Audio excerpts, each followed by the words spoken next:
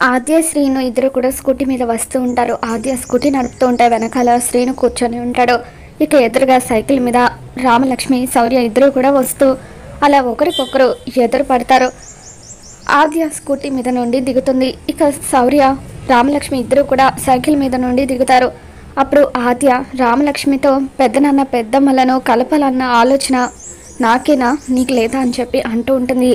ఆ ఆలోచన లేనిది నాకు కాదు నీకు అని రామలక్ష్మి అంటూ ఉంటుంది. రేపు వాళ్ళ పెళ్లి రోజు అని చెప్పి ఆద్య అంటూ ఉంటే తెలుసు పేద జంటలకు వాళ్ళిద్దరూ కలిసి ప్రతి సంవత్సరం పెళ్ళిళ్ళు జరిపిస్తారని కూడా తెలుసు అని చెప్పి రామలక్ష్మి అంటూ ఉంటుంది. మరి తెలిసి ఏం చేస్తున్నావు?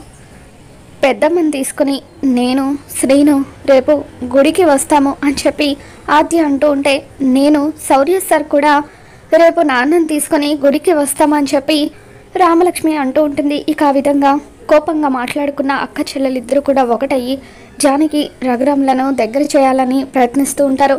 మరి ఈ వీడియో మీకు నచ్చినట్లయితే లైక్ చేయండి.